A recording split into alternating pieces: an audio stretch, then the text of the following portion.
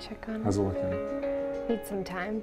Time is something David and Caitlin Fajgenbaum wish they had a lot more of Very good. together. She's a busy fashion sales executive. Lots of blood vessels. He's an even busier physician scientist. He does work 24/7. But they're not complaining. I just have to remind myself it could be a lot worse. Like when time almost ran out on David more than once. I have this disease that's, tried to kill me 5 times. And somewhere in between, a cancerous tumor removed from his liver, just as potentially deadly as Castleman disease. I've said goodbye to her, thinking that I would never see her again. I didn't think it was the end. None of this deterring the young couple from marrying. Yeah, it's amazing. She hasn't left my side this whole time. People would ask, how do you do it? But what else am I gonna do?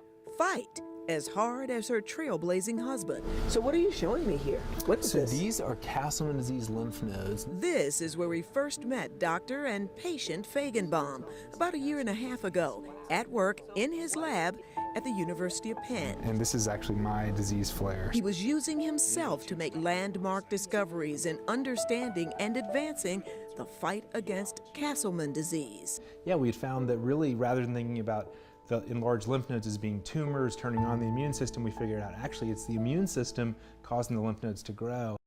His immune system repeatedly becoming overactive and attacking his body. He started documenting how it overwhelmed his organs during these frightening near-death episodes. As I had my flare, we got a lot of data on what was happening, what was going on in my blood, and what my immune system was doing. So all the drugs that have been tried for Castleman disease didn't work for me. What now? Dig into that data he collected. Based on a few patterns that I found, I thought maybe this drug, a drug that had never been used in Castleman's before, it's used in kidney transplantation to suppress the immune system. I thought maybe we could try it. And Caitlin and I both just felt like we got to try something. And Nothing else worked. So Dr. Fajgenbaum is doing it. to be honest, I wasn't all that confident that it was going to work.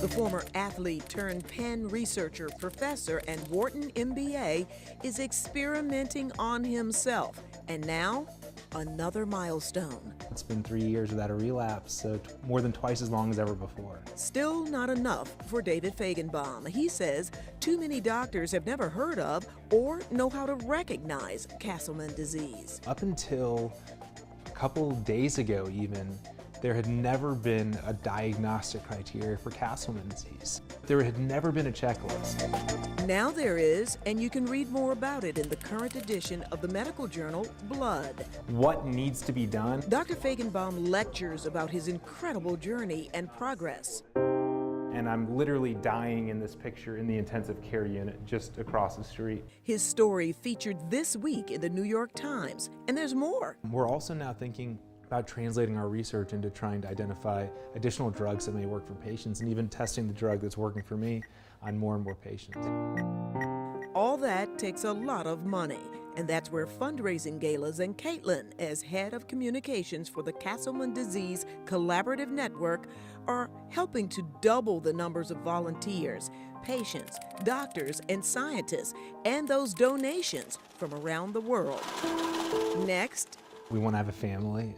That's definitely top of our list of things.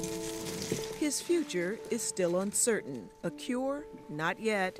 Their fear is not gone, not at all, but it won't stop David and Caitlin from loving and living. He is very special. I'm very grateful that he's doing so well and that he works so hard. Thank you so much for the opportunity. Joyce Evans, Fox 29 News.